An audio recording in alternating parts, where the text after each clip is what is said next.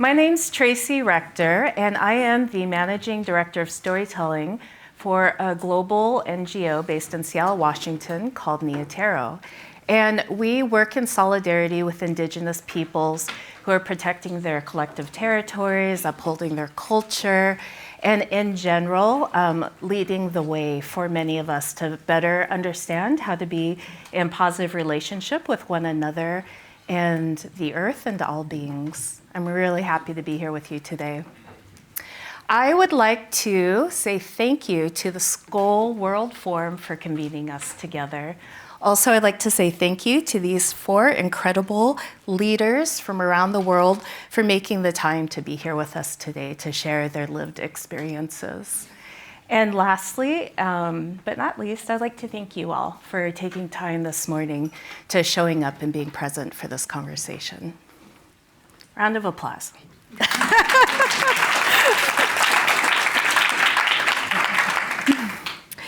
Indigenous communities are at the forefront of restoring ecosystems, protecting the world's remaining biodiversity, and leading us toward a just and equitable future. We are joined today by some incredible people who have been leading the way. Archana Soreng, Jade Begay, Joan Carling, and Miguel Chaparro. I would like to offer up first, if you could introduce yourself. Johar. Hello everyone, my name is Archana Soreng. I belong to Khariya tribe from Orissa, India. The meaning of my surname Soreng means rock in my Khariya language. So I'm here as a rock advocating for my communities and indigenous communities and climate justice. For me, climate justice is about reclaiming spaces. Indigenous peoples have been in the front lines of climate action, yet they are the ones who are most affected by the impacts of climate crisis. It brings down to the question of climate justice. We need to recognize the rights of indigenous people and local communities. And this advocacy led me to be part of UN Secretary General's Youth Advisory Group on Climate Change. I represented Asia and indigenous people. I was part of the first cohort from 2020 to 2023. One of the key learnings from there is we have people out there who is willing to listen. The world is willing to listen, but do we have an ecosystem of enabling indigenous leadership and acknowledging the years of work which they have done? Because over the years, we have been looked down upon, marginalized, and termed as backward and savage because of our identity, culture, tradition, and language. It is only now that the world is recognizing our culture, our values, our traditions as the way of climate action. It needs to come from a place of love, respect, and solidarity. Thank you. Thank you. Jade, and if we may pass over to you. Yeah, hi. Thank you, Tracy, and good morning, everyone. Yate shked dosha dina Jade Begay and so again, good morning in my language. I am a citizen of Pueblo and also a descendant of the Dene Nation, as well as the Southern Ute Nation in the southwest of the United States, so-called the United States. And I am the Policy and Advocacy Director at NDN Collective, whose mission is building Indigenous power. And our work is really focused on shifting power back into the hands of Indigenous peoples who we know and who, as we just heard from, has really been stripped away from us over the course of history. And just to really ground in the context of this week, we work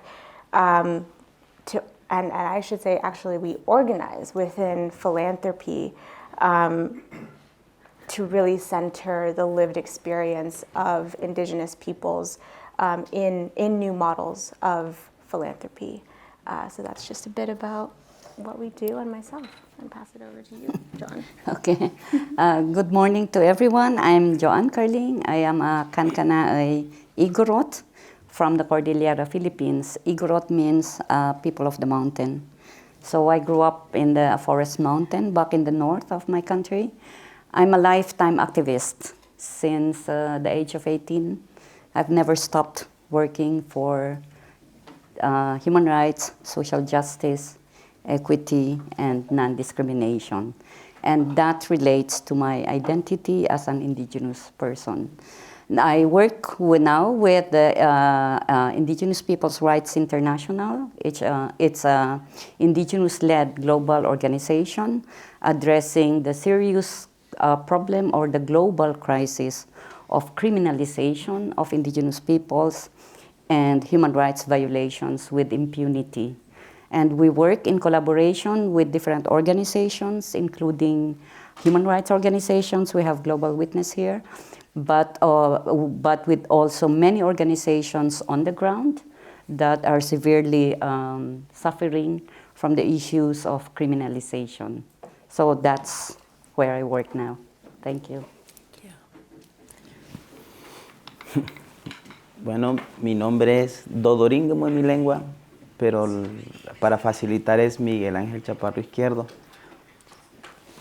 Y he estado en varios escenarios bastante complicados, porque venir de una familia, un seno familiar muy tradicional, compartir con otras culturas que no hablan tu idioma, que tienes que aprender el español, que tienes que adaptarte a la costumbre, eso es complicado para uno, pero al mismo tiempo es un reto. Entonces, pero es interesante entender que el grueso de la población hay una crisis espiritual, social, ecológica, y saber de que al mismo tiempo es importante tener en cuenta el conocimiento de los pueblos indígenas. Y no solo el tema ambiental, sino temas espiritual, cultural, económico, emprendimiento, territorial, muy amplio. Entonces, desde esa magnitud, quisiera pues contar la experiencia vivida como joven, pero también por haber pasado por una universidad de Gobierno y Relaciones Internacionales, una maestría en Gestión Pública, pero al mismo tiempo también de apoyar de los sabedores indígenas, quienes poseen el conocimiento y que se encuentren en el territorio desde allá. Entonces, servir como ese puente de ambos lados. Thank you, everyone. Archana, if we may start with you, I am interested in asking, what does building power mean to you and your community as part of your work? Building power for me means reclaiming spaces. One of the key things which inspired me to be in the spaces is when I was pursuing my master's, a lot of literature which we studied was in the environmental regulation, was about Indigenous people, local communities. But barely was it written by Indigenous people themselves. And that made me realize that all of these things are written about us, but not by us. And building power means, and reclaiming spaces means, I want Indigenous people to write their stories themselves, because there's no other way to write it than by us. Which again brings me down to, it's like the world recognizes only the written knowledge or written literature and documentation. But we as Indigenous people have grown up with folklore, songs and dance which holds knowledge, culture, tradition and language. And that is what I feel is so important also to understand, that how we are at a risk of losing those knowledge because of displacement, migration, land grabbing, and also because of impacts of climate crisis. Which again brings me back also to realize that we are in a vicious circle. Impacts of climate crisis is pushing us towards displacement, migration, and loss of livelihood and culture. And if we recognize the rights of indigenous people over their land, forest, and territories, support their leadership, enable their leadership, and support their traditional knowledge and practices, we are building power and we are reclaiming spaces. Because a person who is living at the threat of land grabbing, eviction, how will that person be in the leadership position or in the decision-making spaces? It has to be seen in a holistic approach. I lost my father when I was in my master's, and that's when I realized that our elders and our loved ones will not be with us for us long. And that's what also made me realize the importance of intergenerational learning and transition of the traditional knowledge and practices. And that has a lot to do about building power. How they faced the challenges back then and how we are facing the challenges now, there is a lot of similarities and commonalities, and also in terms of the solution. And that is something which I feel needs to be supported when we are also talking about building power. And then coming back to, in my journey working with UN and in the international spaces, being one of that few person who is accessing these rooms in talking and negotiating and discussing with decision-making powers and different stakeholders, I realized that barely do we have indigenous people there. And barely do we have indigenous young women there on those spaces. And it makes such a difference, and that is what building power means to me. We need indigenous peoples from across the world. We need indigenous peoples from across the groups, because even though we have common similarities and are advocating for the same things, but our experiences is very different. And which makes me realize that we need to go beyond tokenization of indigenous people's participation in decision-making spaces. And that is what for me will look building power, is when we have indigenous peoples occupying spaces in the decision-making tables, which is what has led me to advocate that indigenous people, young people, women should be leaders of climate action and not victims of climate policies. Woo!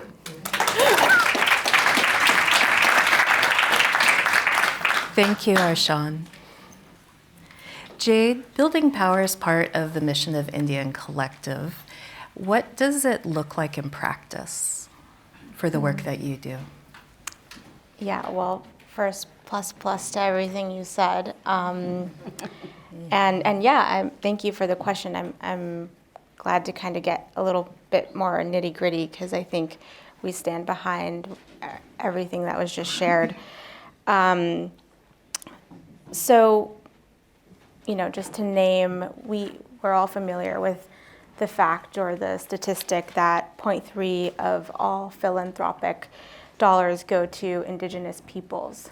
And we work to change that.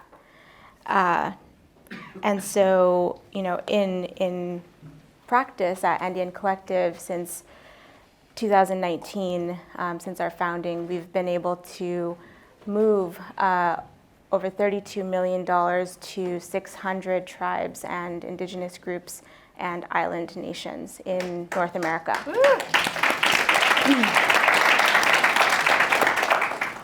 And what that ends up looking like on the ground are, you know, speaking of the just and speaking to the theme of the panel, it looks like a just transition for our communities. It looks like us being able to practice self-determination, which I think all of us here that's the core of our advocacy work. That's the core of our policy work. We advocate for indigenous rights so that we can live and practice our self-determination. And NDN Collective, our role is to drive resources, organize those resources, liberate those resources, and then move them so that our people are resourced in their practice of self-determination. So, a couple examples. One of my favorite examples of this is a project in South Dakota called the Wolakota Buffalo Sanctuary and Wildlife Range.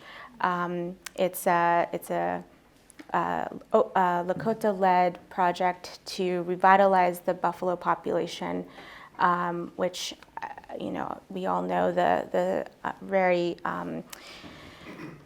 horrible saying or statement by the U.S. military a few centuries ago, kill the buffalo, kill the Indian. There was a systemic agenda to disseminate the buffalo population so that we were driven into starvation and we would become dependent on the government for food. So by revitalizing the buffalo population now, we're strengthening food sovereignty, we're creating jobs because people need to work there, and run the wildlife sanctuary and run the buffalo ranch. Also, food is being provided. And then one really beautiful aspect of it is when buffalo, when they roam and when they charge the land and get moving, their hides take up seeds in the hides, and so they're not. And then I don't know if you've ever seen a buffalo, but when it runs, it's like pulling up lots of dirt and soil, and so they're just nature's soil builders, and they plant things with their hides. So there's lots of stuff going on, but it's in that one example. But it's like I said, it's kind of a holistic model. Another model that I'll just share about, and very proudly, because I sit on the board of Native Conservancy, not to be confused with Nature Conservancy, but they're based in Alaska, and we partner with them to build a similar regional local model where we're supporting them with first it looks like a kelp business. So they're planting kelp, and we all know what kelp does, for the climate. It's a major solution and a major carbon sequester. So there's that. The kelp also provides food, also the jobs for all the people planting the kelp, going out on the boats and harvesting. There's youth empowerment happening because we're, they're training the youth to go be divers, to go plant the kelp and figure out different ways to create byproduct of the kelp. In addition to that, we are supporting the Native Conservancy with resources to grow their own boat company so that they don't have to rely on intermediaries or other non-native boat people. And so they can have, again, that self-determination to do their work as they need. And I think that that's one of the things, just to bring it back to the advocacy piece, we really are focused on, at the domestic level and the international level, this concept of direct access. Our people need to have ownership of our resources, and we have some really stark examples of how philanthropy especially has so much work to do around direct access. Back in who was at COP26, when the really interesting and exciting announcement was made that philanthropy committed to a $1.6 billion investment in Indigenous land stewardship. Well, last year, thanks to some really great reports being done, we learned the very sad fact that, help me with this, 7% of the $1.7 billion actually made it to Indigenous communities. A majority of that funding went to and was lost in intermediaries. I know, it's so hard. So, we work to change that dynamic by, really being again, organizers in philanthropy and working with philanthropy to be thought partners on how we expand and develop direct access to our communities, because as we know, Indigenous peoples, we protect 80% of the world's biodiversity. So when we think about 0.3% of all philanthropic and then pennies of that going to women, the math is just not right. So yeah, we need and I bring this up so we can act fast on this because we don't have time. Pass it to you, Joan.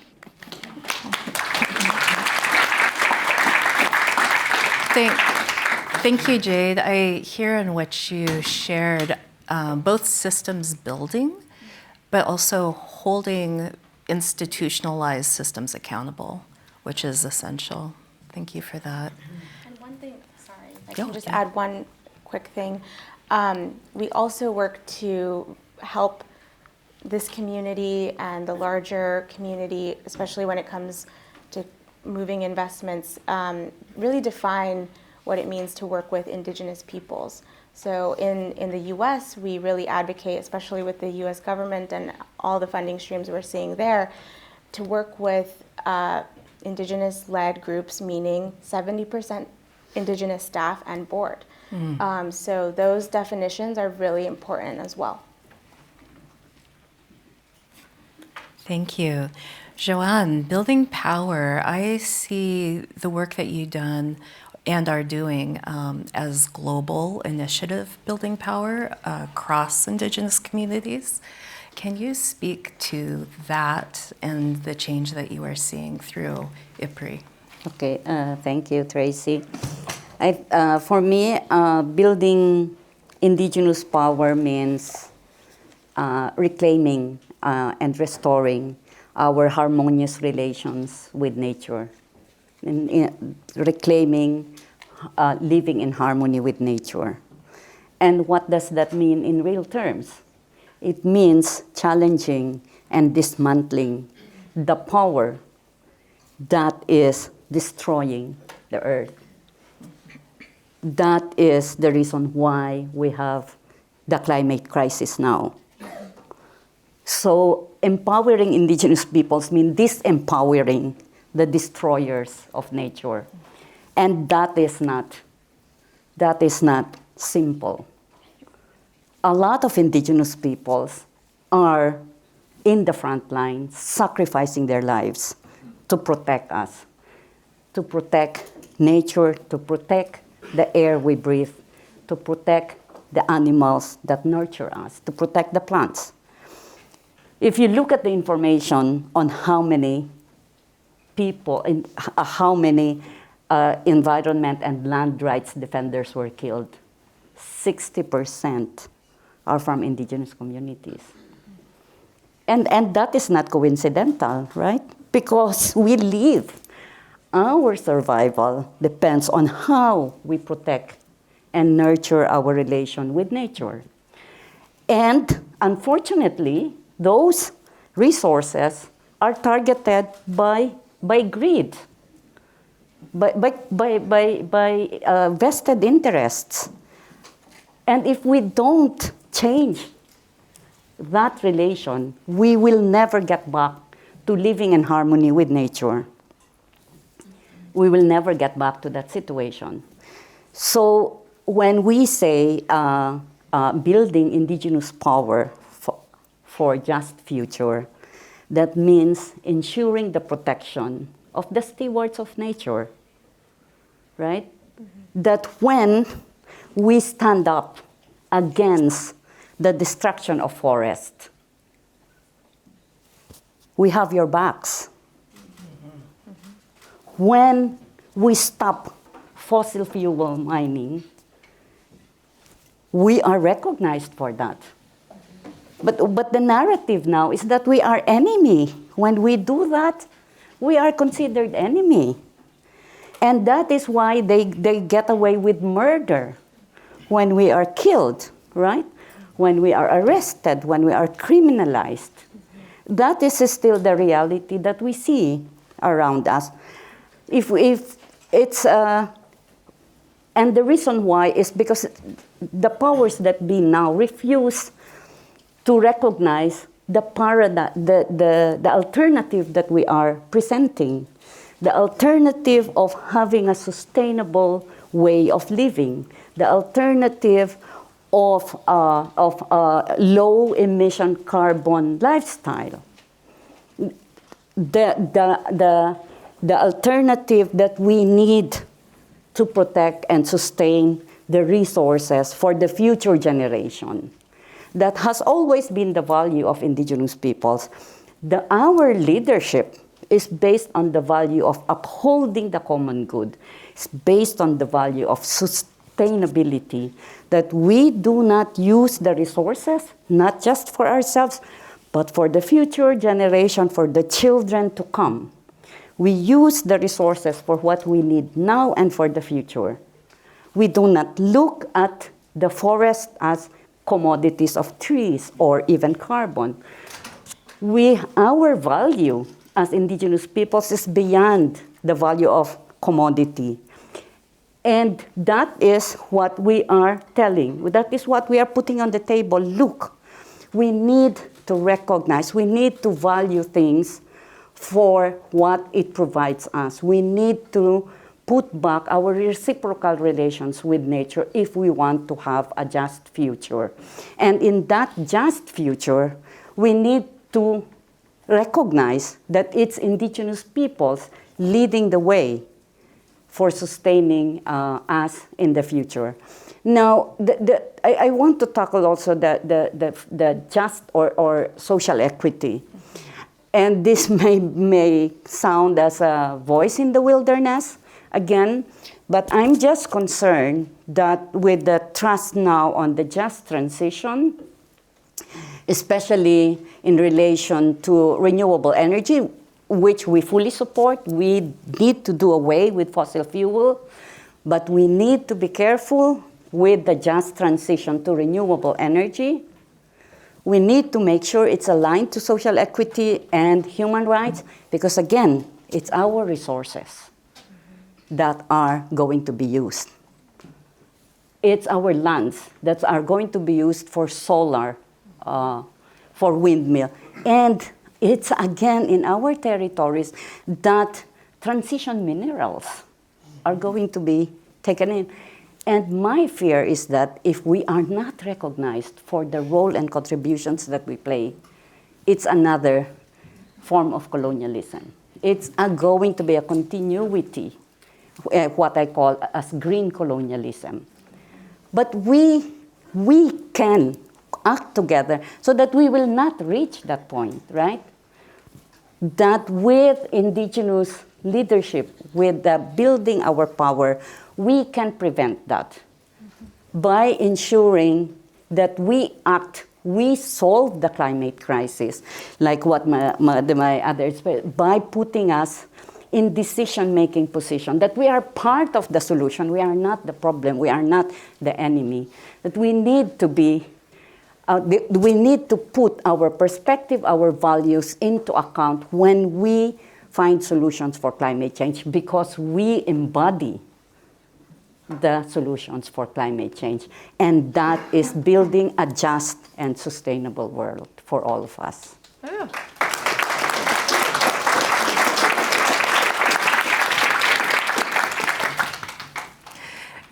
Miguel, similar to Archana, as I understand, your work brings in the power and perspective of young people.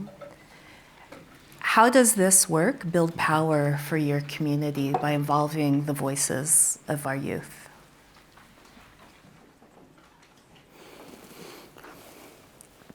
Bueno, estoy muy de acuerdo con las palabras que antecedieron. De verdad que inspiran mucho, enseñan bastante. Pero antes yo quisiera que todos los presentes y los que nos escuchan se pusieran en mi lugar.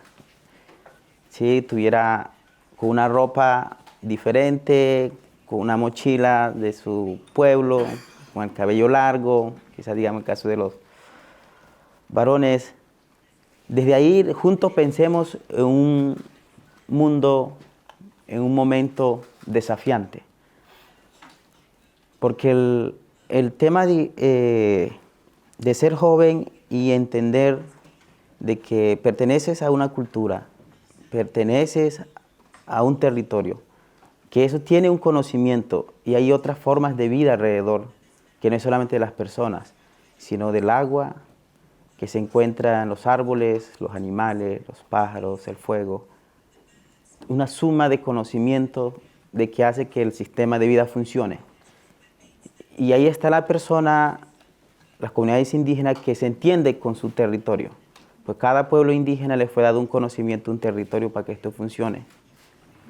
Y hoy en día tenemos el enorme reto, el enorme esfuerzo de darle ese reconocimiento, ese valor a los que son, a los que deben tenerlo. Al pasar de los años, si bien se estaban dando cuenta, hablo el español y no es oficial en mi comunidad. Es la lengua arhuaca. Tuve un esfuerzo para aprender el español y poder dar el mensaje. En ese sentido, hay otras incidencias, otros factores externos que han estado dentro de la comunidad. La salud, la educación, proyectos, emprendimiento, etc. No quiere decir que eso sea malo. Pero al momento de estar dentro del territorio, de ese sistema de vida, inciden, van tomando relevancia, van tomando protagonismo. Pero la esencia de ser indígena, de ser de ese territorio, se va desdibujando al pasar de los tiempos. Y creo que el desafío no solamente debe venir de la familia ambientalista, de la familia pro naturaleza. Parte de aquí, pero están las personas de afuera, que no creen nada del tema ambiental, que no tiene el mínimo interés de apostarle a esta forma de transición, etc. Es el enorme, digamos, reto que tenemos. Y yo le doy el crédito, le doy, digamos, el llamado, es que ese reconocimiento viene en mi caso de los mamos, en otros pueblos los taita, en otros pueblos curaca, etc. Esos son los que saben cómo debe funcionar el sistema de vida. Aquí estamos entre personas hablando común y corriente, pero cómo entendemos el lenguaje del otro. Y es toda la función que tienen esos pueblos indígenas, que aún perciban su cultura, su conocimiento de cómo hace que funcione. Porque aquí no todo debe ser, eso no es medible, es una proyección a largo plazo, a largo aliento. Yo creo que cuando nace una persona humana, no le aceleran el crecimiento, o sí lo hacen. No sabemos qué en 5 años que haya a pasar. ¿Sí? Entonces, de la misma forma debe ser todos los cambios en temas ambientales. Una proyección de largo aliento, de largo plazo. Y ese es el reto que debe tener las formas en que abordan, en que intervienen en los territorios. Me refiero a los indicadores, al desafío de entender al otro, el desafío de entender a la comunidad indígena. Porque así es que funciona el mundo. Esto no se trata solo de nosotros los humanos, sino de que otras formas de vida estén presentes, que coexistan. ¿Y cuál es nuestro rol en ese contexto? ¿Cuál es nuestro rol como jóvenes? Los pueblos indígenas en su momento exigen un momento, un lugar para su reflexión interna. Y hay muchos pueblos indígenas en Colombia y en otras partes divididos, porque tienen su forma de abordar muy diferente, en el caso especial del pueblo Arhuaco. La invitación es cuando un pueblo indígena pida un momento de reflexión interna, de análisis profundo, de repensar el momento en que el origen que estaba en su momento se les ha otorgado ese espacio y que sea respetado incluso por otros pueblos indígenas, por instituciones externas, por instituciones nacionales. Porque desde ahí a donde viene la parte de esa reflexión interna de proyección del futuro. Y es a donde los jóvenes, es a donde toman ese momento y aprenden y pueden crear un mundo más equitativo, más justo. Y esto de justo no es un momento dado, no es un lugar, es una construcción continua. En ese sentido, lo que invito es que sea más constante, que sea continuo y que eso lo hagamos juntos, reconociendo el conocimiento de los pueblos indígenas, reconociendo la fuerza, digamos, por otro lado, pero al mismo tiempo teniendo el reto que el único ser que dicen que entre 5 o 10 años aspiro a estar en X condiciones, quiero estar en tal sitio, son los humanos. Porque los demás especies no están pensando en eso. Entonces, ¿a dónde le apostamos? ¿A dónde vamos a llegar? ¿Cuál es el punto? Esto es continuo. Esto no es un momento. Esto se hace juntos, reconociendo los valores, reconociendo los principios de cada pueblo, el respeto, unos puntos muy, muy importantes, el territorio. Y en caso de los pueblos indígenas tenemos un esfuerzo doble, puede haber más. Aprenderlos de afuera, pero también aprenderlos de adentro. Entonces, son dos momentos muy diferentes, dos situaciones muy diferentes. Uno puede darte un montón de libros para que aprendas, pero el otro tienes el tiempo, debes tener el tiempo, debes estar dispuesto a trasnocharte, debes estar dispuesto a escuchar y desarrollar ese lenguaje más profundo que tienen tus ancestros. Entonces, es un enorme reto, pero la invitación es que todos nos desafiemos en torno, digamos, a esa realidad y juntos podamos crear, juntos, un lugar más justo para los pueblos indígenas. Gracias.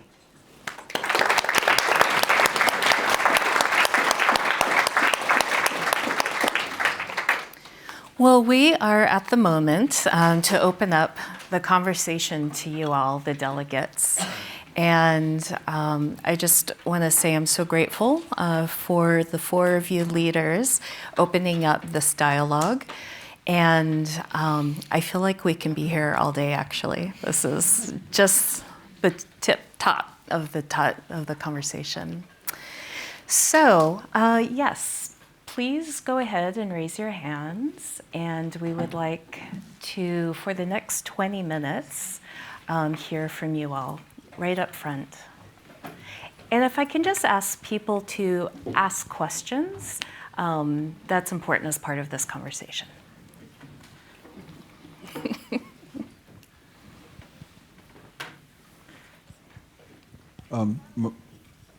What advice do you have for people who are not indigenous people, but are working with indigenous people? What advice do you have for people like us? Thank you. Archana? I think this is a really crucial question, is like how we all can work together. And one of my understanding over these years has been that it all comes down to very basic, is like understanding the worldview, having respect, and the intention to extend solidarity is something which I feel is really crucial. And it comes down to how do we do it. And when we talk about how do we do it, it is like it's important to support the work which indigenous people are doing. And support can be in different ways and different forms. It is in terms of information, access of resources, and capacity building and information. Like if I give a few examples, we are also working with young people. We have curating Youth Climate Justice Fund. One of the key reasons of working on this initiative is that only 0.75% is coming to Youth Climate Justice Initiative with all the money and funding which is being granted by the Climate Philanthropy and Foundation. if we see indigenous youth in that, it is again very, very less. Which is like, it's so important that we also make these resources, when we are talking about climate finance and climate justice, being accessible to indigenous people, indigenous youth, and indigenous women. The second thing which I feel is a lot of more platforms which you have, which we may not be able to access. So we need amplification of our perspective on that. The other thing which I feel is interpretation of information, translation is something which we all can work together and which is really doable, which most often when we have asked for it, it is like super expensive is what we are told, which is super expensive. But I'm like, if we can't support for dialogues, then what are we supporting money for? So I think it's really important to also emphasize on that. And the other thing which I would also like to say is, when we want to support indigenous people, one of the key things which is really important also to take into consideration is that we are doing it with them together and taking their consent and working with them, because often we see there may be good intention, but the nature how it is operated tends down to become imposition and tokenizing. So I would like to sum up this question saying that first of all, it comes from within: respect, love, solidarity. Second, it is in terms of resources, how we can do, whether it is in terms of monetary support, whether it is in terms of amplification, whether it is in terms of language, capacity building, and enabling in terms of accessing resources. I would like just briefly explain one of the key things which I experienced is like, when I was reaching out to different philanthropist groups and for accreditation for COP26, one of the key things which I was told, even though I was member of UN Secretary General's Youth Advisory Group at that point of time, that how do we know these youths are credible to participate in COP? And I was like, what is your criteria for credibility? And they were like, they do not have websites. How do we know what work they are doing? And I was like, I am vouching for them, UN Secretary General's Youth Advisory Group member. It's like, it doesn't work that way. I was like, okay. Which made me so sad and made me realize that we do not have understanding of how things operate on ground. A, B, we do not have the intention to know about it. So this is one of those examples to say that how the support can be and what needs to be done in terms of support. And I would like to appeal and say, and thank you for this question, we need solidarity, we need to work together, and we can make a huge difference working together. Thank you.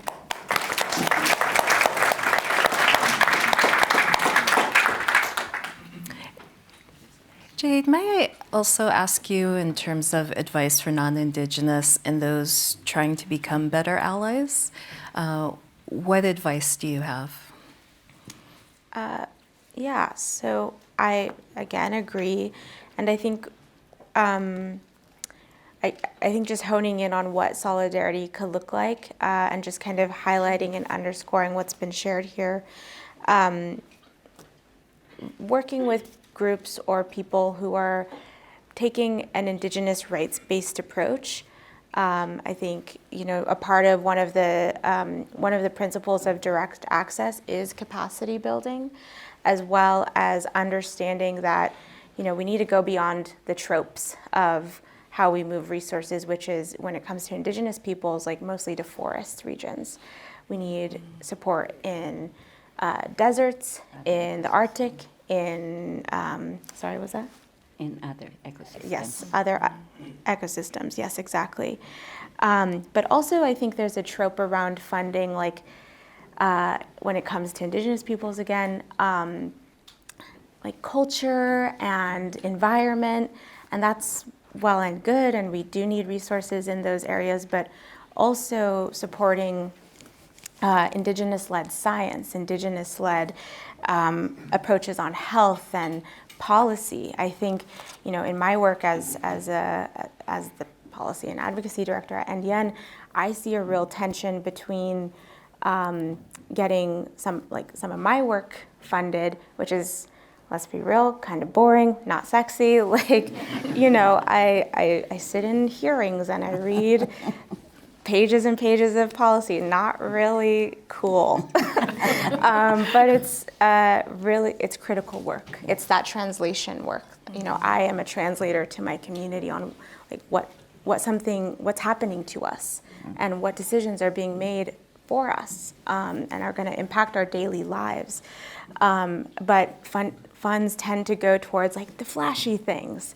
And that creates, like I said, a tension within our own work. So it creates this lateral fight that we shouldn't be, of all things, Indigenous people should not be fighting each other for resources. Scarcity should not exist between us. There should be abundance, and I think there's a big role that philanthropy plays in that. Thank you.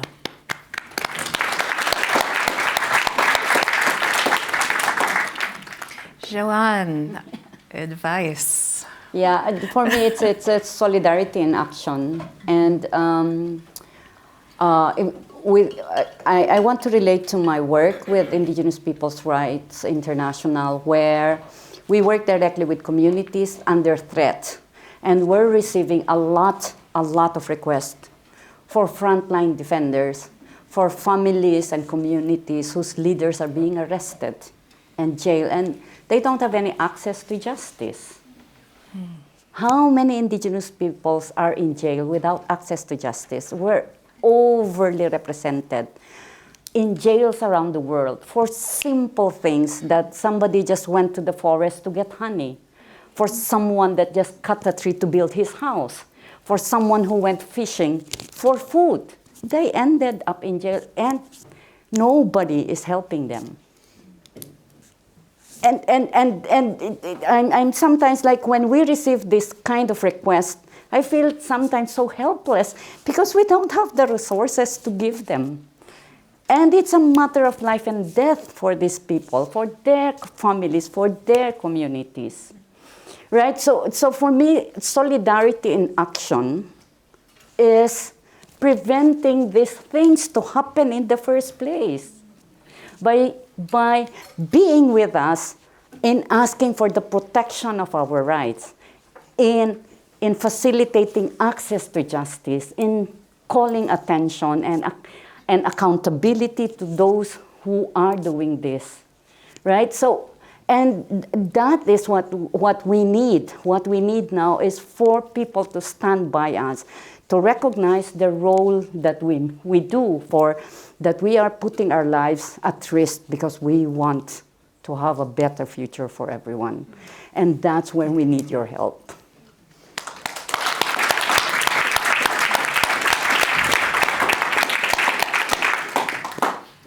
Miguel, how can non-Indigenous peoples be in better solidarity with the work that you see happening in your region?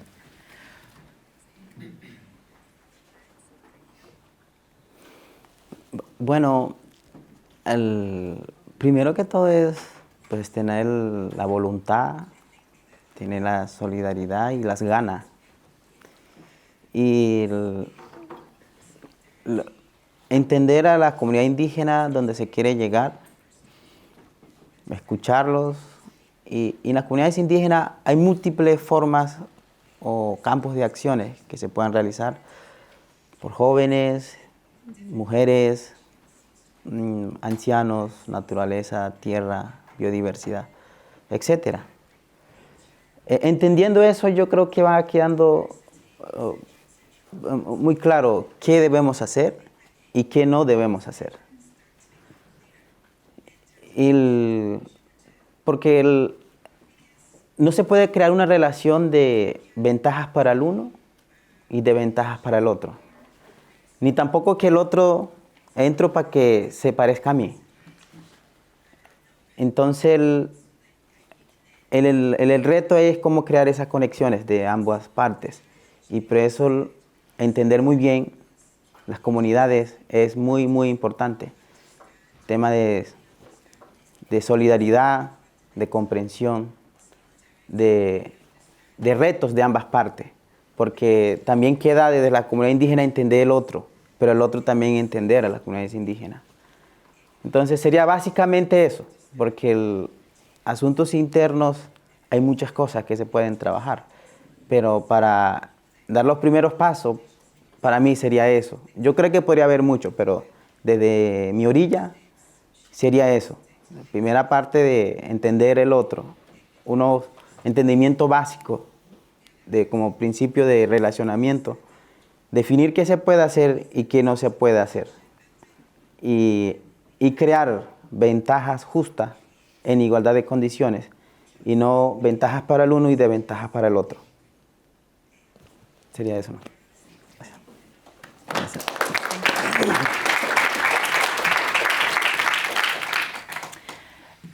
Opening up to other questions I see on this side. Hi, I'm Lori Gehring from the Thomson Reuters Foundation. I was really interested in what Joan said about the green minerals and some of these new pressures on land.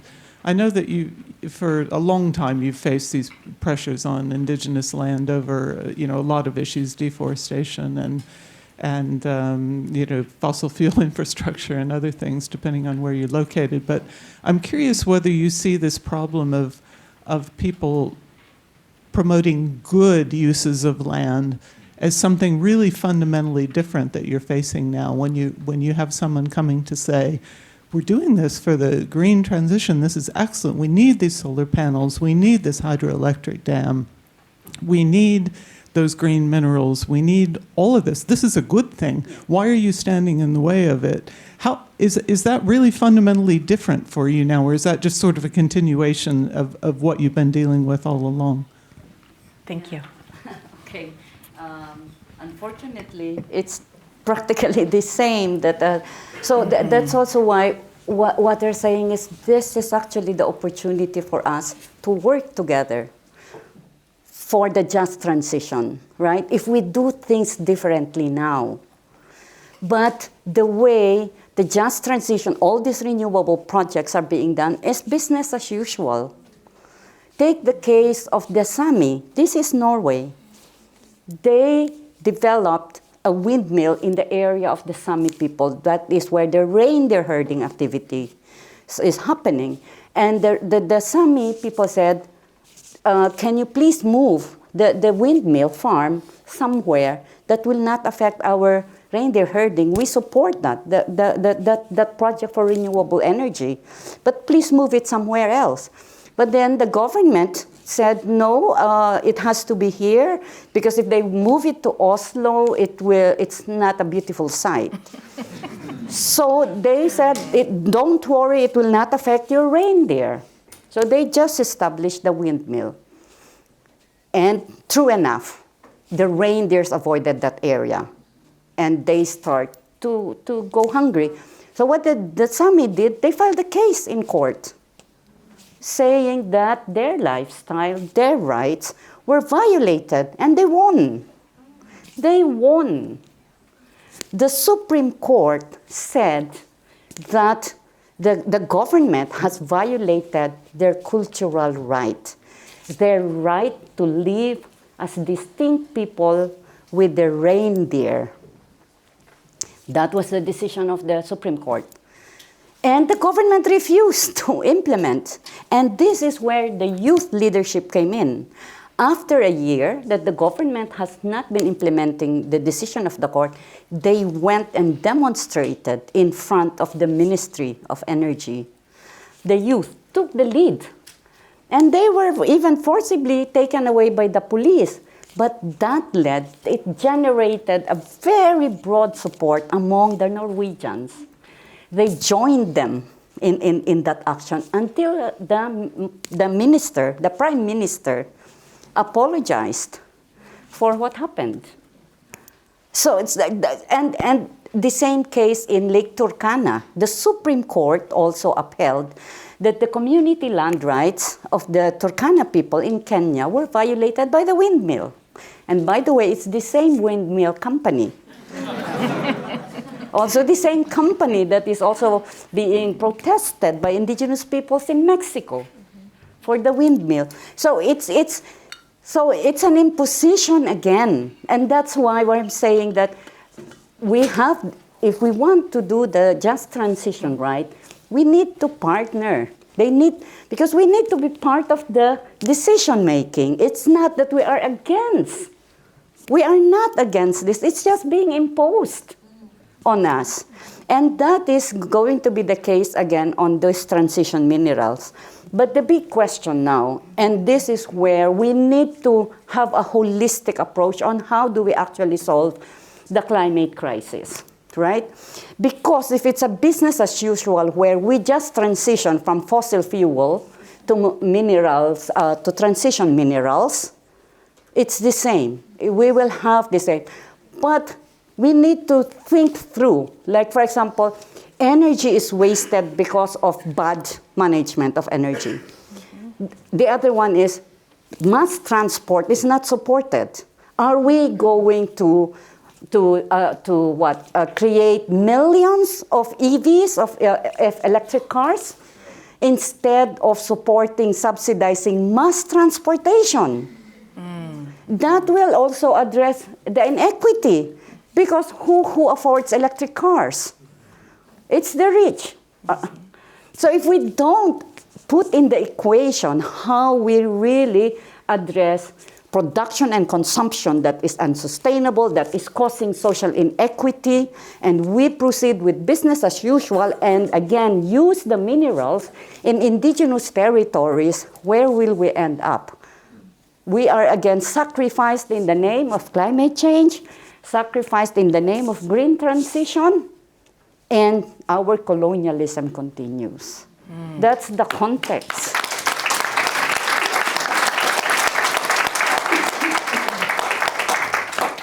Jade? Thank you. And yes, I mean, how do I add?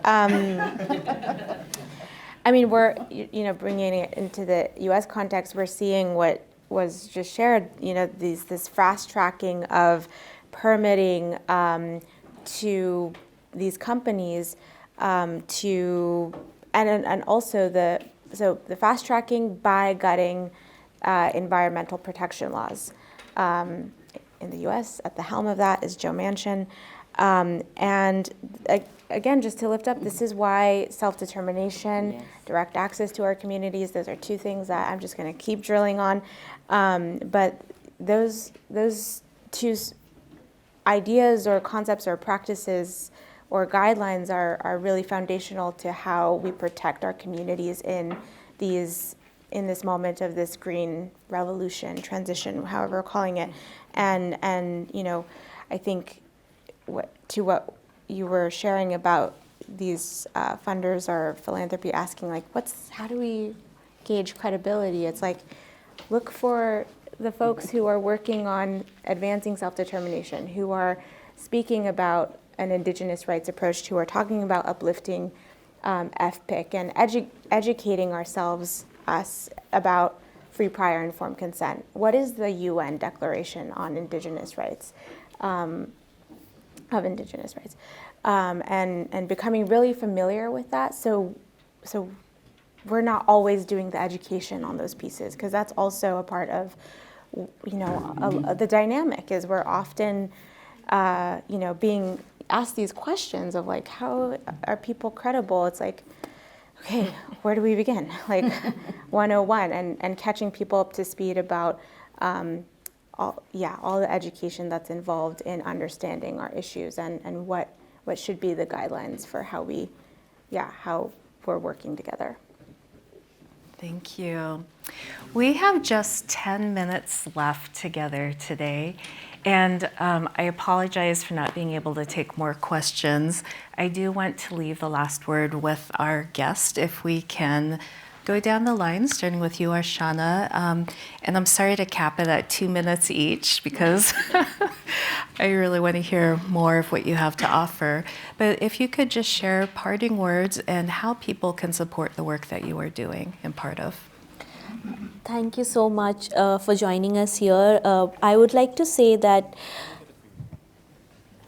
do we have Indigenous people in your organizations, in your board, in your network, is my first question. Or it's my first thing to say that how we can work together.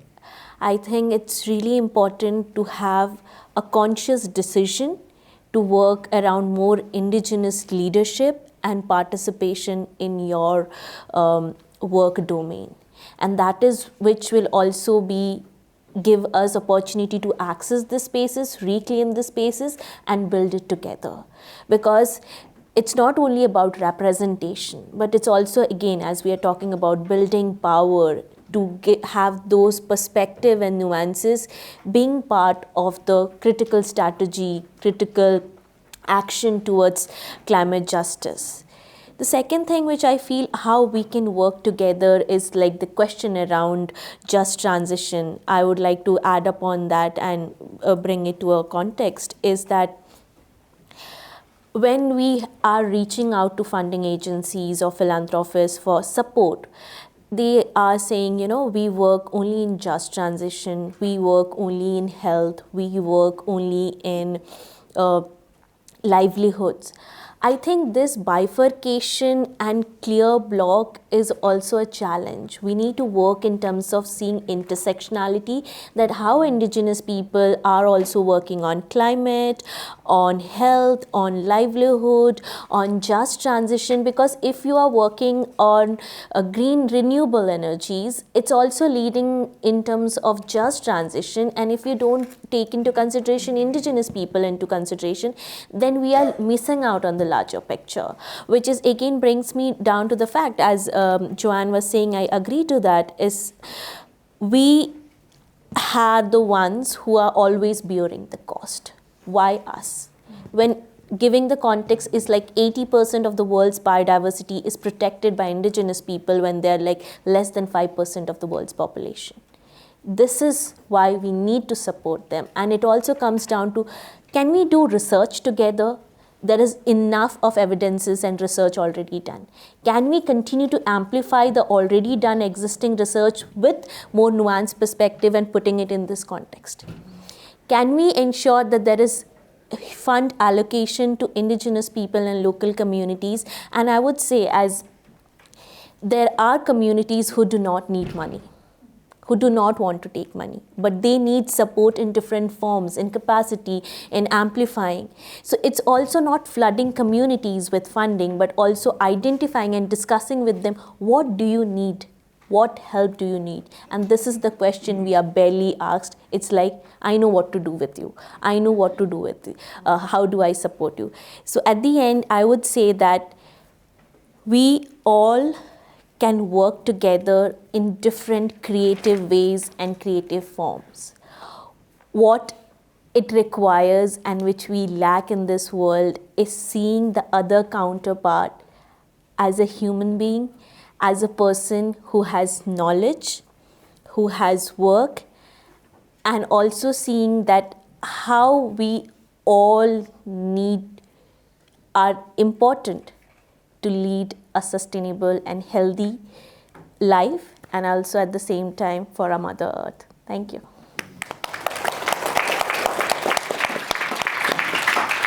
Thank you, Archana Soreng. Over to you, Jade Begay. Thank you. So this week I've been really noticing and observing and hearing that a big theme for a lot of us in this room and in the larger Skoll World Forum, a theme is that a lot of people are on or just beginning their equity journey. I think just, even calling in our Skoll family, like NDN is the first Indigenous organization to receive the award, and that was last year. which is a great step, but also, we're a little late. But I just want to be real and call that in, and say that we're really excited to be partners in this work, to be thought leaders together around how we change all these barriers that have and are designed to keep us oppressed.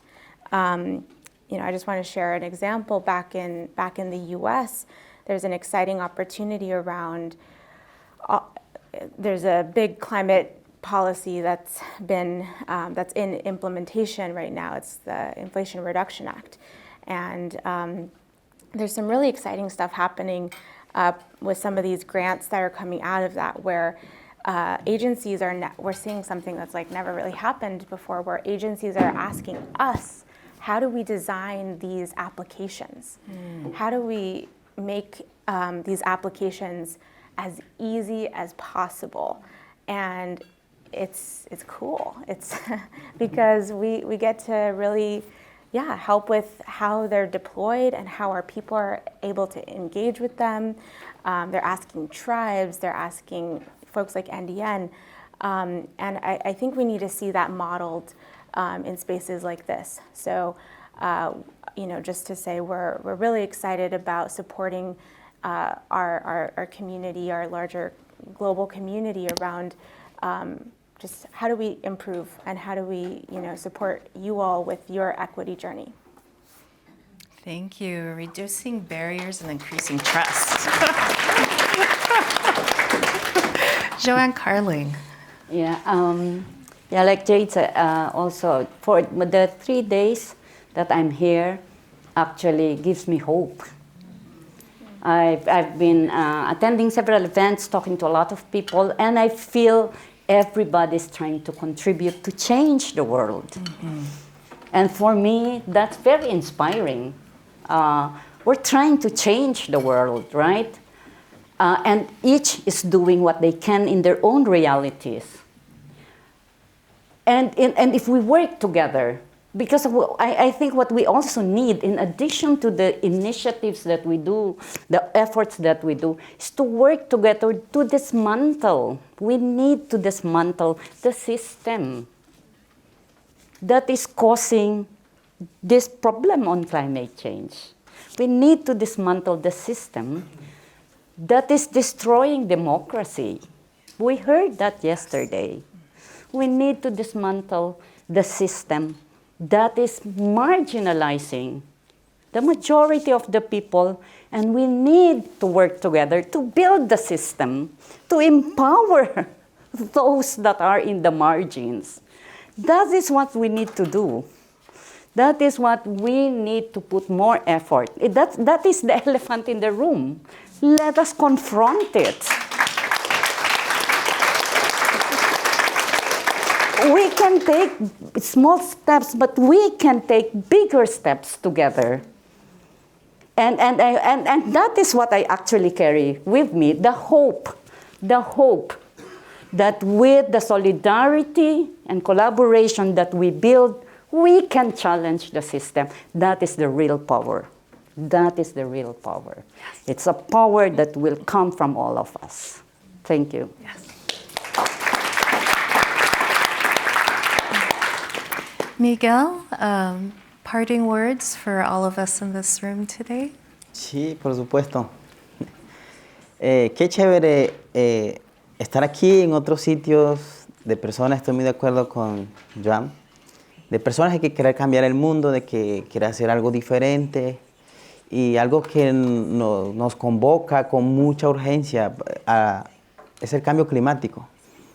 Y eso lo tenemos que hacer juntos.